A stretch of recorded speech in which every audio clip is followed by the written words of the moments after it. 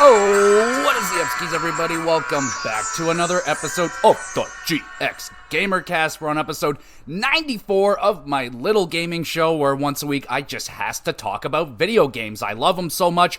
Old games that I grew up with, new games that I'm playing today. It doesn't matter. Video games. You like video games? You might have a good time here today. And, oh buddy, I'm excited for this one. We are going back to the PS2 era where I really started to blossom as I don't even know, just a gamer in general. That's where it really solidified and began. And I started watering that seed with a plethora of, well, not that much. It depends who you are. So, to some, this may be a ton of games to grow up with. With others, it may be a laughable amount of video games to grow up with.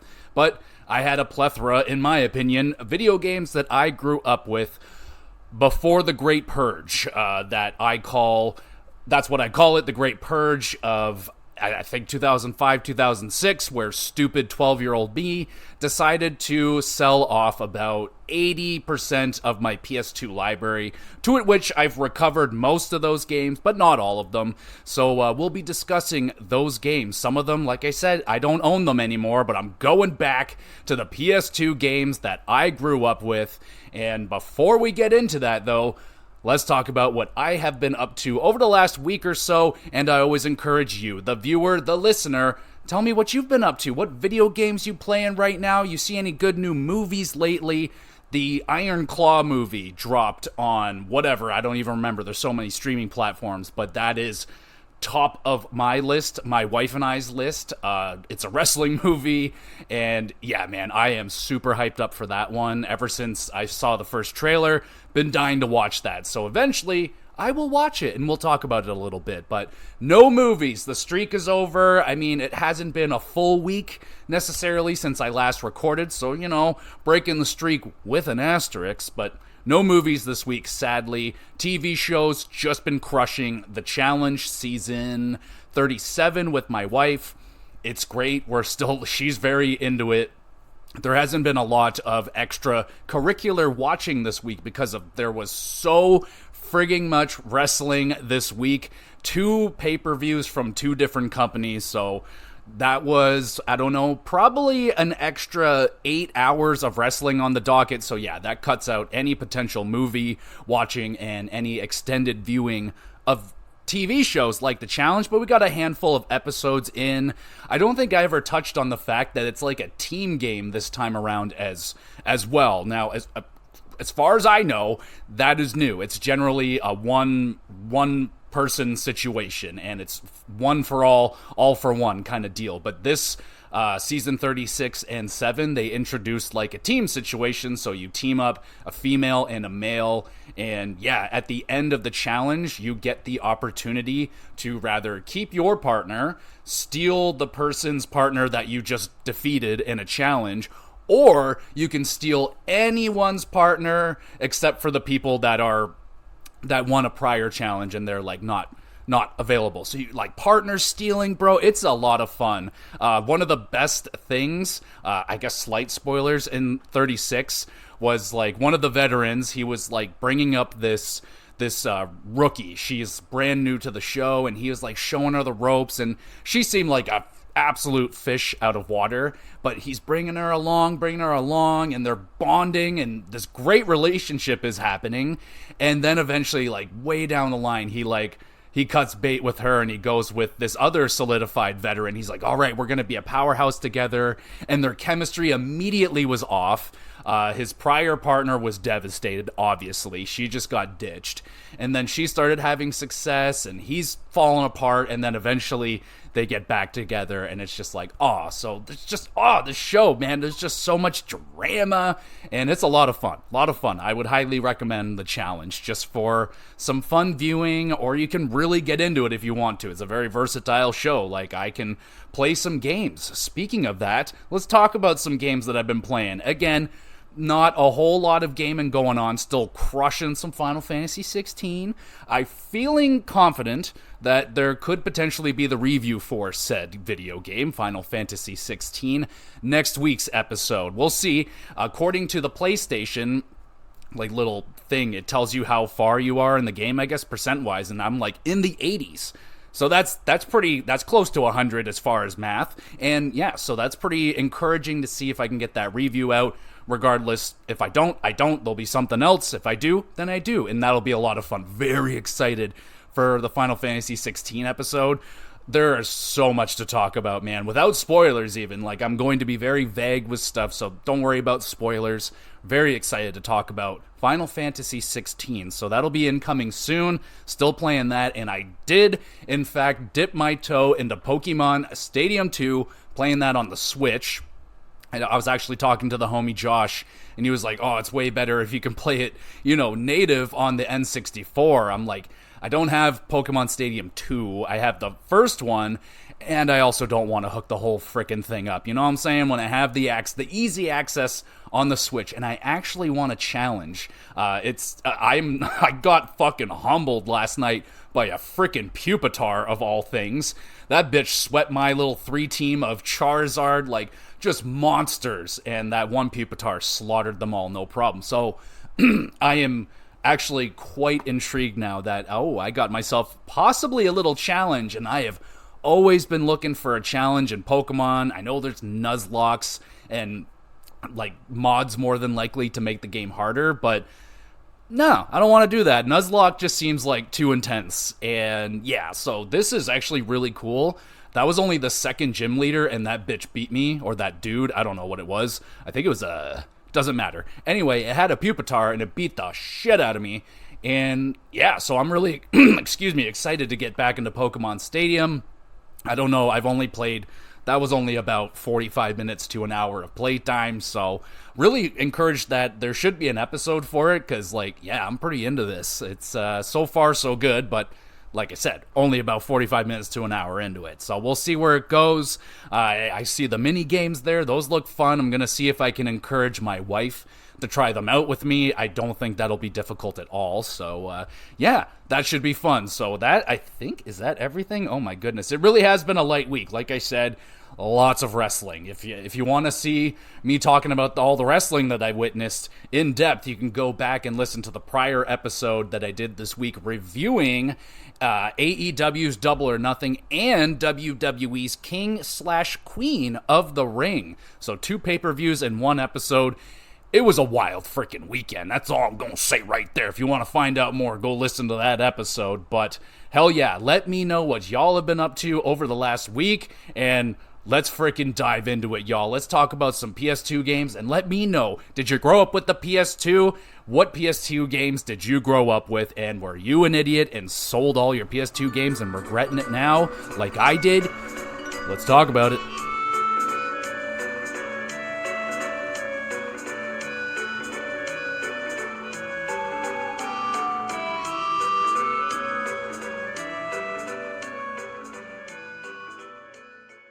Here we are, back again at the PS2.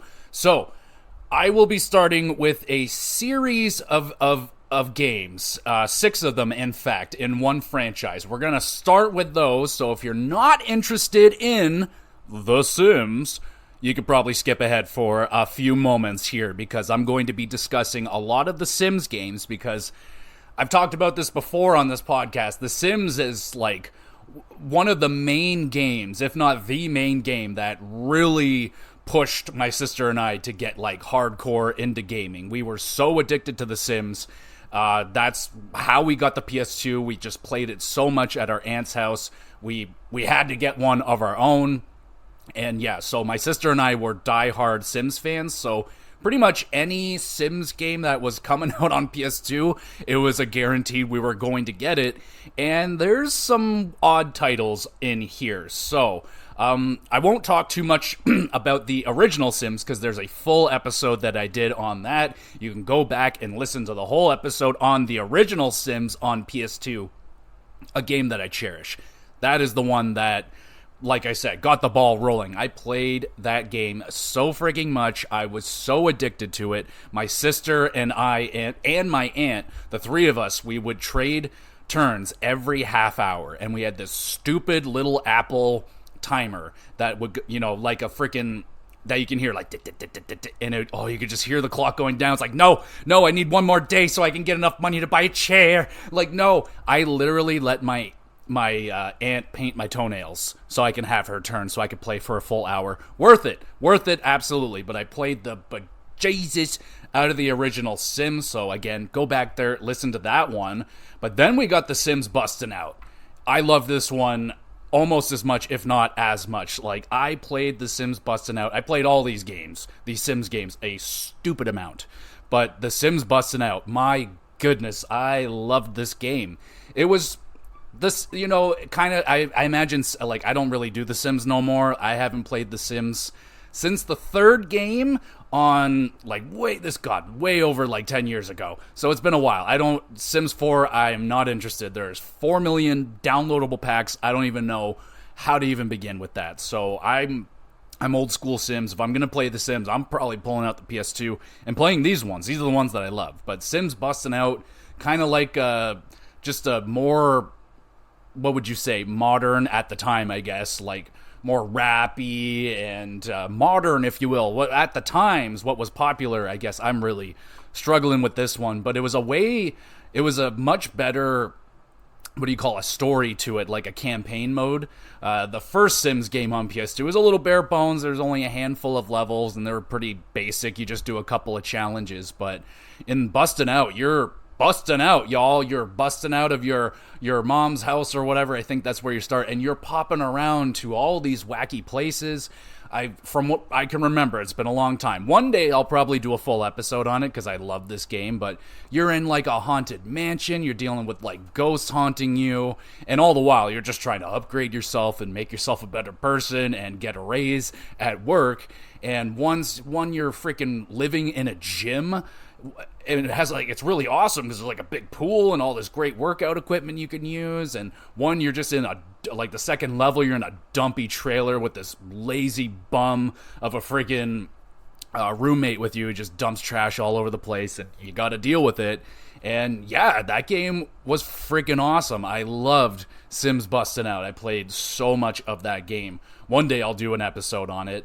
And then we get the weird one. I don't know how many people out there played this one. Honestly, I barely played it myself because it was rather odd. But that is The Urbz, which has the Sims tag on it, and it looks like The Sims, but it doesn't really play like The Sims, sort of, kind of. It's a very strange game. I didn't get far into it. All I can remember is that, like, it's way more, like, hard to call it action, but you're like pressing buttons.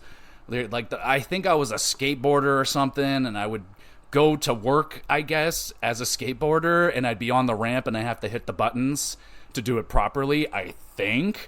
And yeah, it was way less about building like your houses and decorating it. It was like, that was back burner shit. So I was like, I'm out of here. I don't care. So I went back to my other games. I tried to get into the Urbz a couple of times, and it just wasn't hitting. It just wasn't the Sims experience that I wanted, and I don't believe they ever returned to doing whatever the Urbz was trying to be, because, hey, it got my money. I mean, it had The Sims on it, so we tried it, but it wasn't for us. We didn't like it. And then there's The Sims 2. Oh, baby. It's just The Sims 2. Now, I know it's got nothing on The Sims 2 on PC.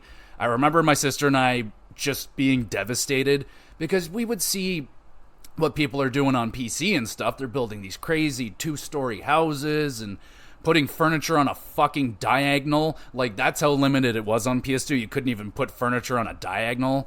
I think they may have gotten that in by Sims 2, but you definitely weren't making 2-story houses and shit like that. So that was a fever dream for my sister and I, but goddamn, I played so much of The Sims 2. I don't feel like I liked it as much as The Sims 1 or Bustin' Out. I don't know. It's just something special about those two games, but I played a lot of The Sims 2, and it was great. I really loved it. It's just, I think maybe it was wearing off at that time. The formula was very much so the same still. At that point, they haven't gotten to this new, like, oh, you can travel to, like, this, in-town area, which I wasn't really big on. Once they started doing that, I kind of started losing interest rather quickly with The Sims. But The Sims 2 was just like bigger, way more options. You can be a fucking alien or something now. Like, it was great for me and my sister. Like, we loved it. I played it a ton. And then we get a couple of these offshoot games. These ones my sister owned. But I played a shitload of these ones. One much more than the other. So we'll talk about the first one I didn't play too much of. But it was unique. It was different. And that's Sims Castaway. Probably would love it now with my whole survivor kick and everything. But it was an okay one. It was very different. I didn't play a lot of it. But you are very much so cast away on an island playing as a sim, trying to live on this stranded island with limited resources. Again, that one wasn't very much for me, but man, I'm just kind of talking myself into it. Like, call up my sister, like, hey, you still got that video game? Because I don't, and it might be hard to find out it nowadays, because that was kind of I don't remember if it was a full price game when it came out, or if she got it cheaper or something like that. No idea, but we were so crazy for The Sims. We would always get our money, for the most part anyway, out of them. I know my sister played it a lot, so she liked Castaways, but the one that we got super into, this one almost like it basically did reignite my love again for The Sims, because by then I'm on like my 4th, 5th game, and I'm like, alright, I've been here, done that. But then I got my hands on The Sims 2 Pets. Oh my goodness, you can create fucking dogs and cats, and again, it's probably very limited to what PC is doing. They're probably like, I can make a pigeon, and I can lions and tigers and bears, oh my good lord, but dogs and cats. That's as simple as it was on the PS2, and I loved it. Oh my goodness, that would be if I could pick one DLC thing to do with the current Sims. If they have a pets thing, that's where I'm going, dog. I'm going pets all the way, and I did not do cats. I did definitely a few, but I was remembering I did a lot of dog stuff. Like, there was just way more dog options. Obviously, there's just a lot more breeds of dogs, and the dogs admittedly were a little bit more fun in the video games. There's more to do with them. Me personally, I own 4 cats and no dogs. No disrespect to dogs, I just don't have, like, I just want to give them so much more than I think I'm able to give them right now, if that makes any sense. I'm not trying to justify it to you, but I'm a cat guy right now. But I love dogs too. I love animals. I love animals. But cats, I just feel like they're underrated sometimes. There's tons. Not going down it. Don't worry about it. Sims 2 Pets. Love that game so friggin' much. It was just The Sims 2, but now you can do it with pets. And I just remember, doing like the crazy cat guy or cat or dog guy, and I would just be me and however many animals you can have, and I would just do that. No partners, no romance, no nothing like that. It's just me and the dogs. And I think that's the one you can go to the dog park, and that was kind of the beginning of you being able to just leave place like your household, and you can go to other areas and interact. That wasn't happening in The Sims 1, Sims busting out, I don't know. Doesn't matter. We're not going down into a deep path with these games right now. But oh my god, I played so much Sims growing up. Sadly, I'm just not into The Sims no more. EA really started milking that cow, and it got gross, and I'm good. I own it. I've owned The Sims 4. It's there. I just haven't touched it. Maybe one day, but there you go. So, sorry if you don't like The Sims, but I played so much of it. So, let's move on to one of the OG video games. On the Christmas I got the PS2. This was one of the games that I opened up that day as well, and that is Jak 2.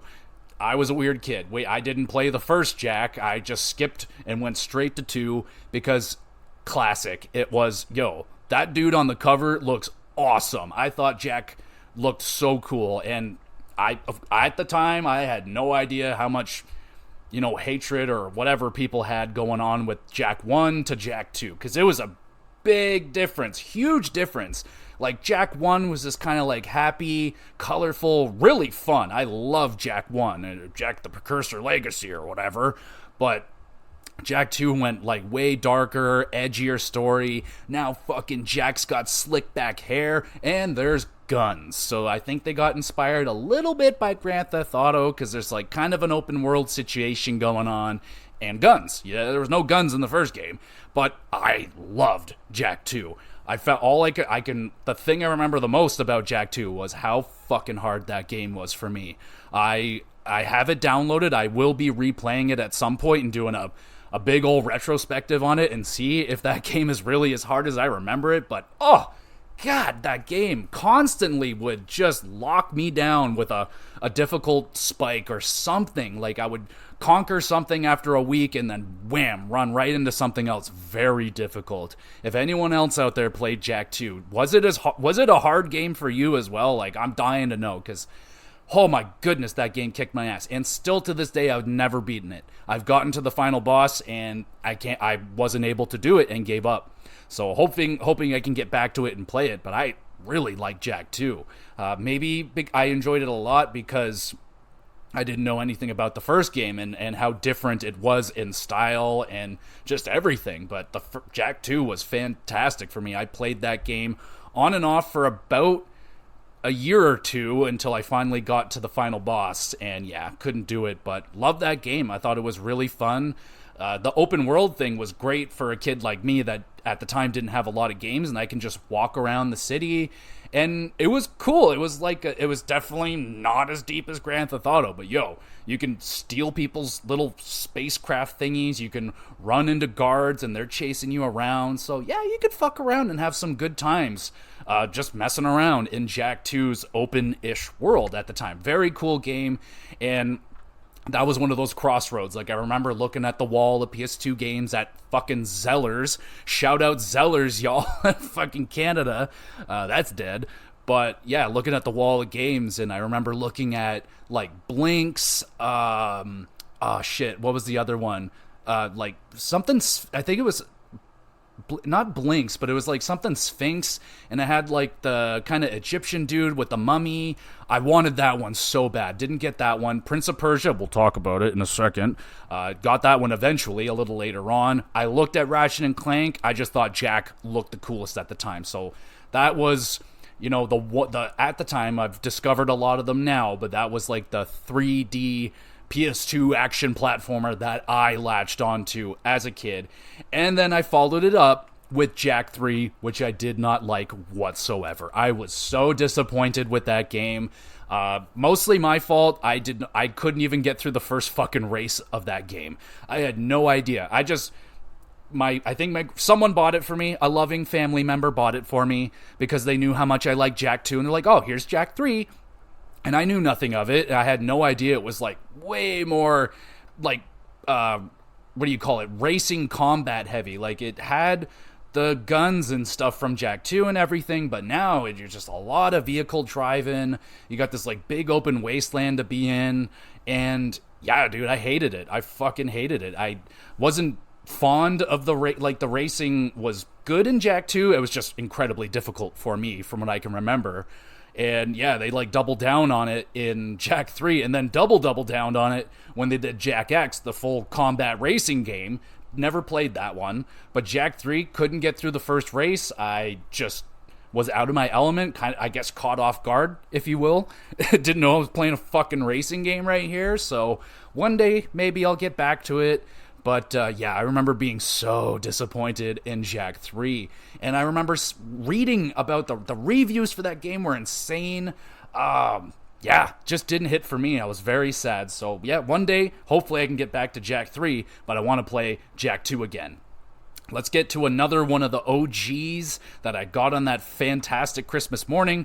Another one, this is my most popular episode of all of the Gamer GX of the whole entire podcast. Grand Theft Auto San Andreas, by far the most popular episode that I've done, and I understand it, man. I feel like a lot of us out there played San Andreas, and oh my god, I fucking love San Andreas. I have a whole episode on it. It's one of my first episodes that I ever did, so if you go back there and listen to it, I wasn't putting music into stuff at the time, so be nice if it's not up to standards. If I'm still not up to your standards, I'm not bad, dog, but you're listening to it, so it is what it do. But San Andreas, all time, one of my favorite games ever made. probably still is my favorite Grand Theft Auto, period. It's just timeless to me. The theme of it, that the West Coast, just oh my goodness, the straight out of Compton feel to it as well, of course. And yeah, it took me years to beat that game. Took me years and years. After the Purge, San Andreas never went anywhere. That was one of the games that stayed in the library because it was a constantly replayable game. I would play Grand Theft Auto on and off, like I said, for years until I finally beat it after figuring out, like, you have to cheat to win, basically, because there's a glitch in it. Again, go back and listen to that episode. I talked about it in full extent. So, yeah, we won't spend too much time on Grand Theft Auto San Andreas, but sadly, that was the only Grand Theft Auto on PS2 that I played. I own Vice City now, never played it still. I still have not touched it. It's on the backlog, so I will get to it one day, brother. But I have played it, of course. Like, I played it at friends' houses and shit like that, but I'll get there. Let's move off of San Andreas now. Oh, wait. I just have to talk about that legendary day when I got it, and the first time that I played it, my grandma was there, and, you know, the opening of the game, there is a crazy amount of profanity.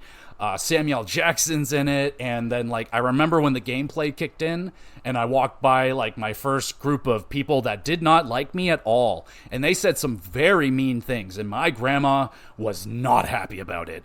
Like, if it wasn't Christmas Day, she was gonna rip that freaking PS2 out of the wall and throw it in the garbage, because she was not impressed with the language that was going on in that game. But, oh, thank you, Grandma, for letting 8, 9, 10-year-old me play that game. I had a very lenient childhood. We'll just leave it at that. But Grand Theft Auto San Andreas, goated, all-time favorite. Let's move on now to, I don't even know when I got this one, but when I got it, I loved it. And I feel like a lot of people probably played this one if you had a PS2 at some point, and that is ATV Off-Road Fury 2. I only had 2, but I love 2 so much. I love the soundtrack in that game. I would love to put the music in for y'all, but of course it's all, I'll get copywritten and probably get in trouble someday for it for real, and I just don't want to deal with the headache. But, I remember just loving the soundtrack in that game. Me and the homie Corey back in the day, we would just fuck around. I think you could just do, there was like an open map or something. You could just drive around on some maps, and you can hit, like, the edge, and then it would just throw you. And it just, you hit the edge of the map, just fucking, you're gone, you get hurled. Kind of like the Grand Theft Auto 4 swing set glitch, kind of like that. So, of course, dumb kids, 9, 10-year-old kids, we're goofing around with that, giggling all night long about it until your parents kick down the door, tell you shut the fuck up, okay, you know what I'm saying? So, oh, dude, I love Off-Road. ATV, Off-Road Fury, so much fun. Super solid franchise on the PS2 at the time. I remember, seeing the reviews for the later games coming out, and they were not as good as they used to be. And yeah, I just never got back to them. I moved on to Motorsport, Motorstorm. That was the one I moved off to. It seemed like the better, bigger version of it, and oh, buddy. Oh, well, maybe one day we'll talk about Motorstorm. I love Motorstorm. Oh, my goodness. But, yeah, that was kind of my one and only racer that I can really think of that I owned on the PS2. There's another one I'll talk about as a famous rental of mine, at least famous in my life. But we'll get to that one a little bit later. Let's talk about some hockey games. I talked in extent of the NHL games that I grew up with. You can go back and listen to my NHL video game retrospective where I talked about all the hockey games that I grew up with. These 3 included NHL 03 with Jarome Iginla on the cover, baby. That was my NHL game. That was the only one in the NHL EA series that I owned. I got other hockey games to talk about, but that was the one and only EA NHL game that I have. So if you fucking played 03, give me a what? Okay, so NHL 03, unbelievable game, and then there's NHL or Gretzky NHL 05, which is not a good NHL hockey video game, but I loved it. I played it probably more overall than I did NHL 03, just because of you're trying to chase down the Gretzky records, which are insane. Even in a video game, I couldn't do it. And I shit you not, I was playing season modes with my ridiculous, probably 99 overall guy, and I was putting up like 250 goals a season, 400 points a season, and I could only do so many seasons, man, until it just got monotonous and boring, doing the same one-timer over and over again. But I played so much Gretzky NHL, trying to break those Gretzky records, and I couldn't freaking do it. And the intro to that game, unfreaking believable. And I only played the one Gretzky NHL. There was another one, but I never played that one. I was good there. And then I played a ton of NHL hits at my aunt's house. Never really owned this one technically, but I has to talk about it quickly because I loved it so much. That was the one that encouraged me to buy my own NHL game, and that's when I got 03. But hits was like the first one. I was like, this is amazing. I'm having so much fun. And I was winning games like 20-0. And my aunt walked by. She's like, aren't you bored of that? Like winning 20-0? I'm like, how can I be bored of dominating everybody? This is incredible. I'm having so much fun. So NHL games, that was a big one for me. And now we move on to a game I remember the old homie Corey coming in clutch again on the birthdays. He would always get me a PS2 Greatest Hits game. Some of them I loved, some I played and just, they were like, and this was kind of the one that was And that is, it's not a game though, but for me it was. Medal of Honor Frontline. Oh, goddamn, this game was hard. It took me forever to get through the first freaking level, which is the storming of Normandy Beach. One of the most iconic, craziest fucking moments in video games at that time. Like, they captured that, like, still possibly one of the best ones in video games. That shit was legit, bro. Like, it went way over my head as a 9-10-year-old kid because I didn't know a damn thing about the war, but bro, if I knew something about the war and I experienced that, like the sound effects, like I remember that scene like completely, fully and completely because I had to do it a zillion times because I died just nonstop, had no idea what I was doing. It truly lives up to its name, Frontline. That's the first level, it's the first thing you're doing, and it throws you right into the front lines of like, go ahead, go live. And sadly, it's as accurate as it was when it happened, man. Like, you are just thrown in there and fighting for your life. It is crazy.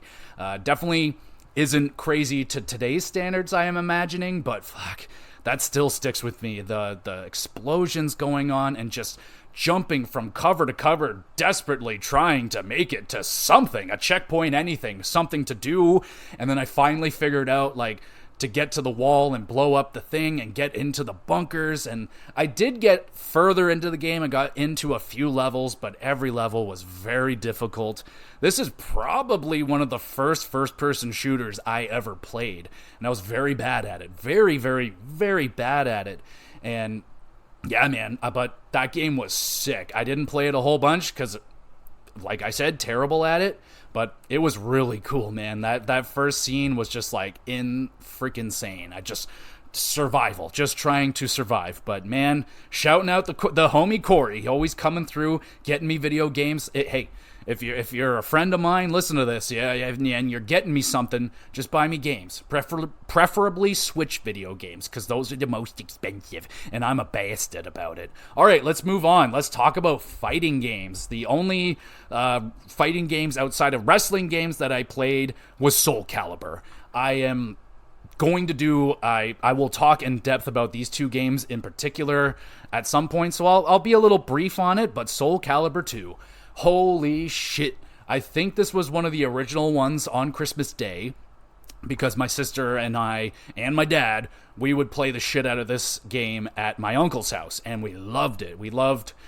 At the time, we just liked the ones with weapons. We just like weapons. We're like, oh, why not have weapons? Weapons are cool. Weapons, yeah. So we liked Soul Calibur, even though there was Tekken and Street Fighter and a whole bunch of other fighting games. But Soul Calibur spoke to us the most. It was badass, the Soul Edge and Nightmare. Like, I just remember watching my dad fighting his brother, my uncle, Nightmare versus, I feel like it was, I don't know, it was Nightmare versus something. And I was like, wow, that is in-fucking-sane. And then we got that game for ourselves. I remember being incredibly disappointed in Hayachi, who I had no idea who that dude was when we got the game.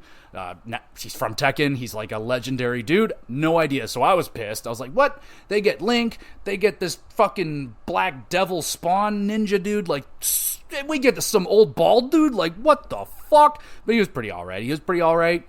I will be brief because I want to do an episode about Soul Calibur 2 and all my favorite characters. All I will say is you're probably going to hate me for it, but I was a Keelik guy. I like my long pole. I said it. Soul Calibur 3 was also a big part of my upbringing. I got that as soon as it came out. I imagine we got it, and this game was so fucking good. Just kind of that classic PS2 style where they just add in so much stuff to it. Like, not only is there the classic story mode where you go through as a character, beat up all the people and get the little story and all that cool shit. You get to create your own character now, which was pretty fucking good. Like, it's nowhere what it is now, but it was really good for a first attempt at it. I loved it. I loved creating characters, and I thought it was good. You know, I think it was good. I remember it being good. And then they had this, like, strategy fucking fighting arcade thing, which just, oh God, it was so hard, but I loved it. My sister and I would rage so hard during it because it was just so difficult. And the fights were so tough, but it was so addicting, leveling up your creative characters and just these random fights, defending and strategizing. Outstanding. I love Soul Calibur 3, and that's sadly where my Soul Calibur days kind of ended. I bought 4, didn't play it a lot, tried 5, didn't do a lot for me, and yeah, just really haven't gotten back to Soul Calibur. So Soul Calibur 2 and 3 is like, those are my babies right there. Played the fuck out of them, and one day I'll do an episode on it. That's actually one that I still have not reclaimed. When I sold that one, I sold it, and I see it all the time. It's not a hard game to find. It's just like, it's expensive kind of now, sort of. It's like, you know, in the 30 range. And I'm like, fuck, man. Like, oh, I should have bought it back in the day when I was seeing it for like $10. Oh, well, it is what it do, but Soul Calibur is the shit. Let's move on to another game that is also the shit. Prince of Persia, Sands of Time. Oh, my goodness. So this was like next up in line for like cool freaking guy on the cover, and the commercials I remember being really cool. I was like, oh, you can reverse time, and you got this cool sword, and you're fighting like mummy Egyptian shit. I was like, fuck yeah, that looks dope. And I got that one, and it was another one that was really difficult, very hard for me at the time. I was not good at games yet. I was learning. But yeah, this one took me years to get through. Now, I wasn't sitting there playing it every freaking day, but I would get into it, get stuck, leave, come back, get stuck, leave, come back.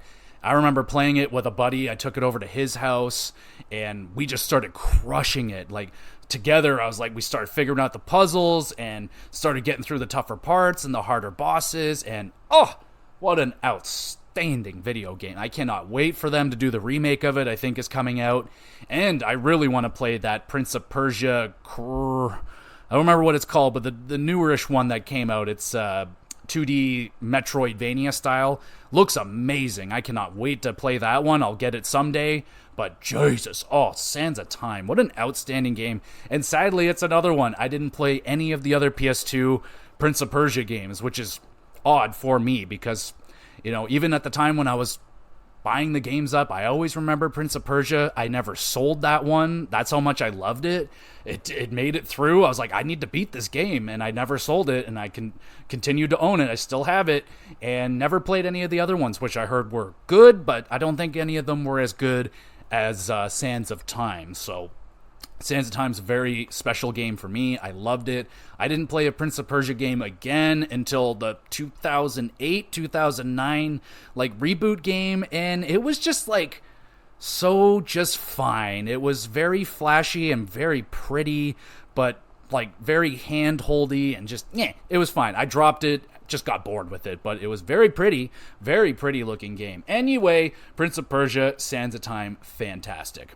I did a full big ol' retrospective on SmackDown vs. Raw not that long ago. I think in April I did that for WrestleMania season, so that was one of the big ones on my list to check off, is to talk about finally my SmackDown vs. Raw games, which probably all said and done between the OG SmackDown vs. Raw 06, 7, 8, and 10, even though 10 and 8 I didn't play on PS2, just the 3 on PS2, probably the most played games on PS2 hour-wise, because for about 3 years there, that's all I played, really. A little bit of Grand Theft Auto, a little bit of Jak 2 or something, but probably 90% SmackDown vs. Raw. That's when my full wrestling fandom exploded, got into the weekly shows and pay-per-views, and found a friend that was equally into it, and we would talk wrestling, play wrestling, act out wrestling on the trampoline, all that shit. So SmackDown vs. Raw, an incredibly important series to me. I encourage you to go back and listen to the retrospective on it, because it was a ton of fun going back and talking about those ones, but we won't spend too much time on it. But there is another wrestling game to talk about. Not very good, but I played it a lot, and that is Backyard Wrestling 2. I don't know where 1 was, I don't know, but I got 2 thinking that it would be really fun and awesome, and it was when you played it with a friend. When you played it alone, this game sucked. Oh, it was terrible. But the best thing about this game was nothing to do with the gameplay, nothing to do with the soundtrack was okay, nothing to do with the graphics. It was the little videos of the wrestlers. All these wrestlers, a lot of them I didn't know. A couple of them I was familiar with, but the one that they introduced me to that he still sticks with me to this date is Sick Nick Mondo. Oh my god, that guy was a madman.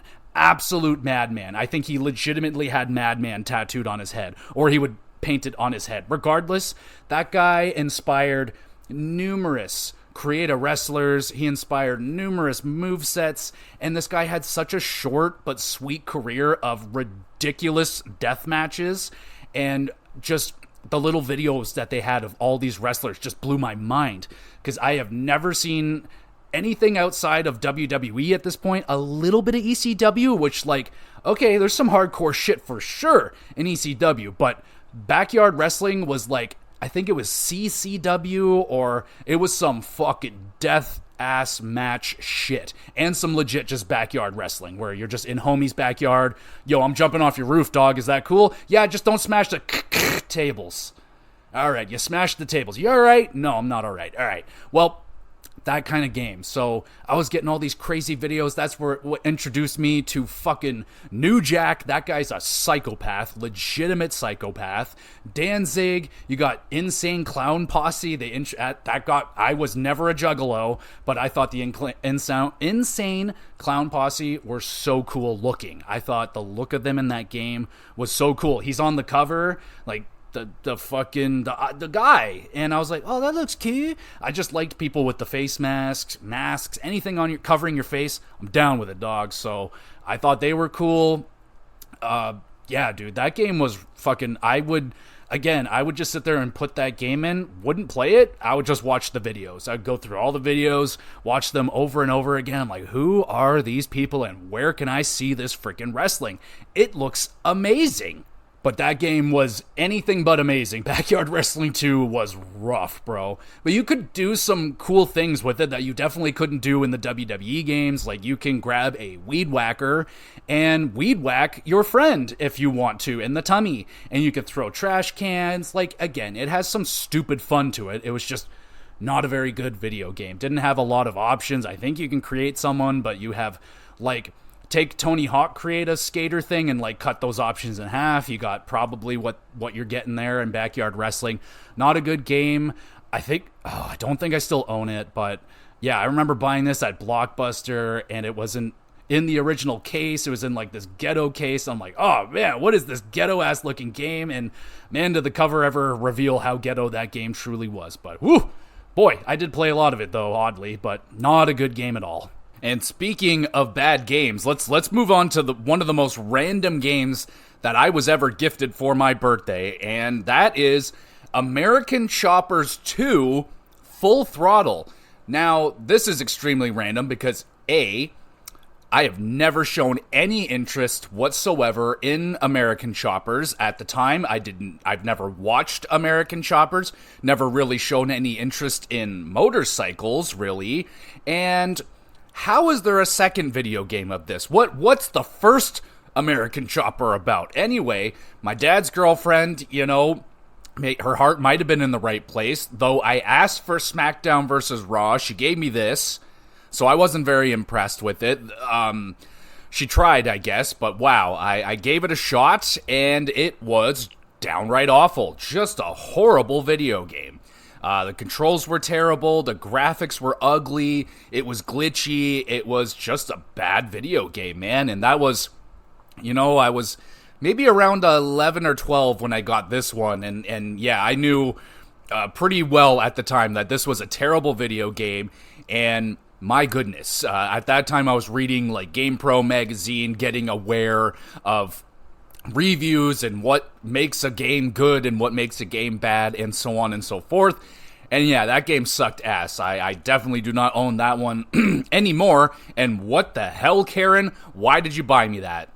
Let us move on to 007 Nightfire. Oh baby. So this is one of the games I played with my homie Corey at his house, and we used to play the multiplayer in this so much. I don't even think I might have played one mission of the campaign or something, but all I wanted out of Nightfire was the multiplayer. The multiplayer was so much freaking fun for me. It had bots in it where you can just program enemies and they will basically play with you. Like, it's amazing when you don't have a sibling or parents or friends around to play with you all the time. So I could just sit there and have these bot matches, and oh my god.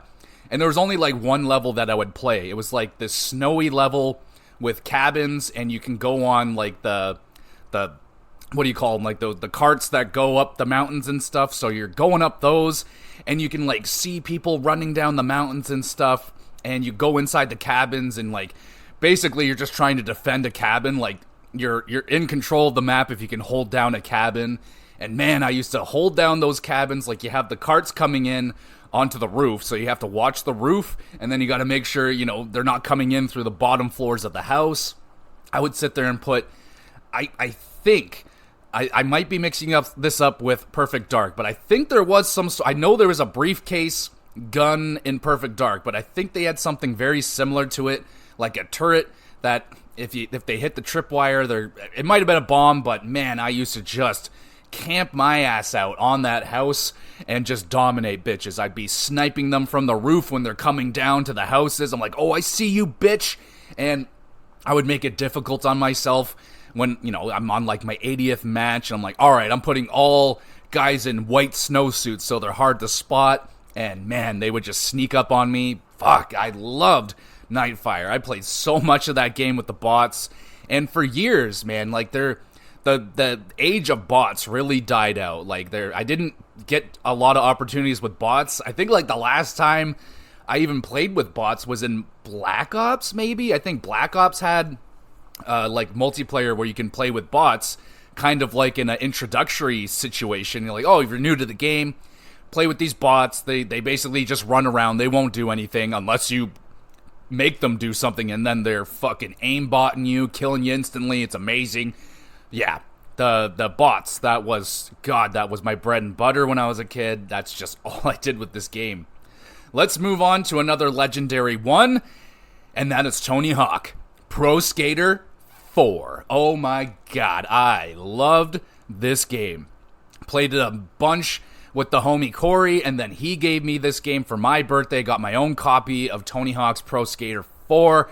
Holy crap. Sent me down the whole skateboarding thing. I tried skateboarding. I was god-awful at it. But this is what started that skateboard rolling, you know what I'm saying? Started playing this game, got introduced to all these skaters. Like, the videos in Tony Hawk's Pro Skater 4 is one of my favorite things. I will still watch the Rodney Mullen videos with the My Adidas song playing over it. My Adidas. And fucking Rodney Mullen, man. Corey showed me Rodney Mullen. He's like, dude, you gotta check this guy out. And Rodney Mullen, still to this day, is the most mind-blowing skateboarder I have ever witnessed. He is amazing. He is the godfather of manuals, and just, he has created so many skateboard tricks. So that guy was a hero to me. I loved Rodney Mullen. Chad Muska, for some reason, I liked him because he got like the rap thing going on, but whatever happened to Chad Muska? That guy just disappeared, I think. But I got a full episode on Tony Hawk's Pro Skater 4. I think that's like my second most popular episode of the GamerCast, so I know there's a lot of people that love Tony Hawk. Pro Skater games, I know they're not around for us anymore, which really, really sucks, and it especially really sucks that it doesn't look like we're going to get that. We had the Tony Hawk's 1 and 2 remake, and everyone was clamoring for 3 and 4 remake. It doesn't look like that's going to happen, so that is devastating, because I never actually played 3. I own it, but never actually touched it, and man, I would love to play that in a remade fashion. That would be amazing. But 4, God, I love that game. There's just so much going on. The challenges were so freaking hard sometimes, and I just love the quirky, weird nature of the game, man. Like, the weird characters. God, Tony Hawk's Pro Skater, goated. Love that freaking game. You can go back and listen to that episode in its entirety if you'd like to. And we have one more game here before we get into some rentals. Talk about some of the big blockbuster rentals I did back in the day. And the final game I have on my list is Harvest Moon: Save the Homeland. I love Harvest Moon a lot. Kind of similar to like The Sims. Like, I got very addicted to it at my aunt's house on the PlayStation 1 Harvest Moon game. I was like, this is amazing. I love this. Can't stop playing it. Just another day kind of thing. And I feel like this is one of the early games that I actually bought with my own money. I was at a EB Games or GameStop, and I saw it there. I was like, oh snap, Harvest Moon. I fucking love Harvest Moon. So I bought this one, and it was it was rather different than the PS2 or the PS1 game that I played. It had like a more 3D. But I loved this game. This was fucking awesome. Like, it's classic Harvest Moon. Like, oh, you're saving this freaking your grandpa's farm or something like that, and there's like fairies, and like you got to figure all this shit out. But man, I love this game. It's not my favorite Harvest Moon, but it's the only one that I played on PS2, and man, did I ever play a bunch of this one right here. I absolutely crushed Harvest Moon: Save the Homeland. I love this game. Just tending to your farm and cleaning up your farmland, clearing out the trees and the rocks and crap like that. And you got your dog, and you're feeding the dog, and you're creating relationships with people in town. Like, I love that shit. I can't say I have not played a Harvest Moon since, I don't think I've touched one since, I did replay the N64 Harvest Moon a little bit, but I haven't gone back to Harvest Moon after I touched Stardew Valley, so I don't know if I would enjoy any Harvest Moons anymore after Stardew Valley, but I don't know, we'll see. I haven't really touched a farming sim in a minute, I feel like, but anyway, doesn't matter. I actually have one more game here that I sort of forgot about, but I have to toss it in because I played it so freaking much, and that is Theme Park. I think it was Roller Coaster is the one that I had. There's two of them here, Theme Park World, but I'm pretty sure I had Theme Park Roller Coaster, which is a fucking theme park simulating game. You create a theme park, and my God, it was so primitive. It was a very early PS2 game, I remember. I think it came out in like 2000. It was not the greatest looking, and I remember this game used to freeze on me all the fucking time. Really annoying. A lot of like crashing or something, but oh, I just love this game. They just give you a big plot of land, like, all right, here, build, and they all got themes, like some might be an Aztec theme, some got a Halloween theme, you got like a whole bunch of themes and shit, and you're you start out really slow, like, okay, you get a ride or two, maybe a shop or two, and like a side thing. And as you're going, you're unlocking new rides, and you're unlocking new fucking shops and side attractions, and the park is getting bigger. You're hiring people, you're managing them. And really cool thing, you can like actually go like first person mode and walk in the park and actually go on the rides and see the people and see how they're reacting. Like, oh, is there not enough bathrooms? Or are they getting sick? Are the rides like too expensive? Is it like what?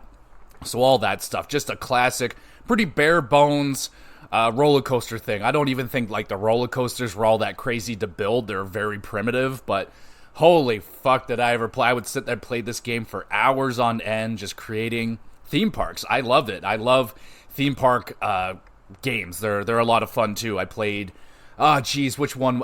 Doesn't matter. I played one recently and I loved it. So yeah, I'm still always in the market for a good theme park simulating thing. Those are always a lot of fun. All right, let's talk about some rentals and some other games that I didn't necessarily own, or I did. My sister owned some of them as well. So let's start with a big one that my sister was super into, and she would force me to play it every now and again, and I kind of liked it, but I would act like I didn't, and that is Dance Dance Revolution. Oh my god, good old DDR, baby. You get the fucking mat, and you're jumping around like a psychopath on the mat, and, hitting the arrows and dancing to some rather interesting music. Much more geared to my sister, I don't even know what the fuck to call it, just more of that animated music or some shit, but they had some good ones there. I remember dancing to Sean the Paul, that was good. I think they had some Britney Spears and shit in there, but, not really geared towards a 12, 13-year-old boy, like I was at the time. But I'm not gonna lie, I got on that mat and I was jumping around. I was having a good time. I played a lot of DDR. I wasn't going to like the arcades and being crazy, like, that guy is like, oh shit, look at that guy over there on DDR putting in his fucking 8,000 steps a second or whatever. But yeah, my sister bought a lot of DDR games. I don't know how many of them she had, but she played a lot of DDR, and yeah, sometimes I would play it with her. So I gotta say DDR, I played that shit. So let me know, did you play some DDR out there? All right, let's talk about some random rentals that I probably will never talk about. So I already talked about, I think, what's that game called? It's like Sparta or Rome or something. Anyway, I talked about it in the underrated game, so I'm not talking about that. Let's talk Need for Speed Most Wanted. Oh my god, one of the rare, like, really good games that I picked for a rental. I was like, I remember playing Need for Speed once on the PS1, and I was like, this is awesome. I was so blown away with it. I was like, here's Need for Speed Most Wanted. Let's try this one out. And oh my god, this game blew me away. I love this game. I have not played much Need for Speed, but I think I played one or two on PS3, and I played this one on PS2, and tried one on PS1, and that's it. And this one by far is my most favorite. I loved Most Wanted, man. Like, doing the races, I believe this is the one that had like the live action cutscenes with like real people in it, and I was like thrown off. I'm like, what the fuck? That's a real person right there talking to me. And you're like racing for slips, I think. I don't know, but all I know is that you're definitely running away from cops, and like the cool thing was they'll set up like roadblocks and you just smash into them, and it's all in slow motion and stuff. The carnage, the wreckage. Oh god, I was smitten with this game. One of the weird memories that I have with this game is that I was playing this game at my grandma's house or her apartment, and I was on those shitty white patio chairs, those really flimsy plastic things. I don't know why I was sitting on that. I just wanted to be closer to the TV because PS2 had wires, so and I was sitting on that thing. I was so engaged with the game, I didn't really realize I'm like, fucking rocking back and forth on this flimsy plastic chair. All four legs busted at the same time. I go fucking crashing straight downward onto the hardwood floor. I probably still have back problems to this day because of that fall right there. I shook the whole entire building. It was, my grandma runs out, you good? I'm like, What just happened? I'm still so busy just playing the game, not even worried about what just happened. I'm like, sorry, I just obliterated your chair, but it is what it do. I loved that game. That game was so much freaking fun. One of the other big legendary games that I rented was Final Fantasy 12. A risky move, renting a Final Fantasy for a weekend, but I did it. I loved it so freaking much. I was blown away by the graphics. I loved the gameplay. I just, for some reason, I just loved Final Fantasy 12. I bought it a few years later and finally got into it deeper, but never beaten it. So one day I'll go back. Oh my god, I'm dying. One day I'll go back and I will play it. But Final Fantasy 12, one of the best rentals that I ever did. I love Final Fantasy 12. One day I need to go back and revisit it because it's been so freaking long, man. It's been way too long. I need to go back and try that bitch out and see if it is as good as I remember it, but that'll be for another day. For some reason, I rented Jaws the video game. I don't know why. I knew it was bad. I remember reading reviews about it, but I was like, man, that just seems so quirky and weird. I'm like, I want to be Jaws. I want to fucking kill people in the water. I want to see what this is all about. It was terrible. It was a fucking terrible video game. Super boring. Just floating around in the water, just killing, like, it got boring in about 5 minutes. So, yeah, that one, like, I dug my own freaking grave with that one. I knew it was going to be bad, but I tried it anyway, and it was awful. So that one is there as well. Yeah, and that's pretty much all the games that I grew up with from, the ages of me getting the PS2 for Christmas and me purging all my games away. So there's like a few that I played before I got my PS2 that stick in my mind, like I think SmackDown, Here Comes the Pain. I played that one a bit with the homie Corey back in the day. That really got me into wrestling, and that's when I got SmackDown versus Raw. That was the newest one at the time, so Bob's your uncle, but I played Here Comes the Pain. I did play some FIFA. I have no idea what soccer game it was, but I remember I had a fucking blast playing that game. I just remember me and Corey sitting down in his basement just laughing so hard because of the goals we were scoring were so funny. Like the goalies were scoring goals. Like we kicked the ball as the goalie and the other goalie like is way out of the net and we score goals. It was just a ton of freaking fun. So there's probably lots of other games that I've experienced that I don't remember. And of course, there's tons of PS2 games that I got into after the Great Purge when I finally, I smartened up a little bit, got a job, and was making my own money, and started rebuying all the games that I sold, and started playing other PS2 games that I was very interested in, but never, I didn't have any money, I only could get so much as a kid, and so I started picking up some of those games that I missed out on, and those games include, like, the Ratchet & Clank series, Sly Cooper series, I tried the Splinter Cell series, like, tons of other games that I tried out. Final Fantasy X, there's lots of other PS2 games that I played, of course. Just, I want to stick with the ones that were childhood cherished games for me, not when I got more into the hardcore gaming. So those are the main prime games that I grew up with in my prime as a PS2 gamer.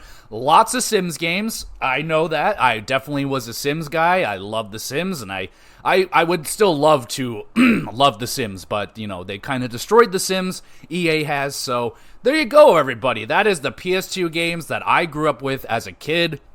Let me know. Did you grow up with some of the same games that I grew up with? Did you not grow up with a PS2 at all? Did you grow up on freaking PS3, PS4, PS5? Like, what the heck? That's something that I'm experiencing now in my old age of 30, where I talk to younger people. I'm like, oh, do you know about this game? They're like, never heard of that before. I'm like, oh, yeah, you were born, like, after this game. Like, oh, of course. Like, yeah, I should understand that. Like, yeah, no doubt. Like, how I get baffled when people ask me, oh, did you see this movie from the 70s or 80s? And I go, no. And they're like, what? What the fuck? I'm like, dude, I was born in the 90s. Like, give me a break over here. I only have so much time. But, yeah, let me know what your favorite PS2 games were growing up, if you grew up with one. I love the PS2. That was the one that really got it going for me. Like, I got that system and really never looked back in terms of gaming. Like, once I got the PS2, I was a gamer from here on out. That was it. So PS2 means a lot to me, and a lot of those games still mean a lot to me, and I own some of them still, but man, that was fun going down memory lane for the PS2. So again, let me know which ones you played and didn't play and want to play and all that great stuff. I upload all of these episodes to the YouTube channel, Gamer GX Videos. You can go over there, drop a comment, subscribe to the channel. Great place to, if you want to have a question answered on the podcast, drop a comment on one of the videos. Question about wrestling, video games, hockey. It doesn't really matter, but, be nice. And I would love to answer it for you on the podcast, shout you out, all that good stuff. There's a Twitter page where I put up announcements, let you know when the podcasts are out, and hopefully what ideas I have upcoming. In terms of that, what do we got going on for the GX Plus cast? Pretty standard stuff right now. We got an upcoming pay-per-view, I do believe, for WWE. I think its Battleground is coming up pretty soon, so there'll be a review for that. Your weekly recap for wrestling.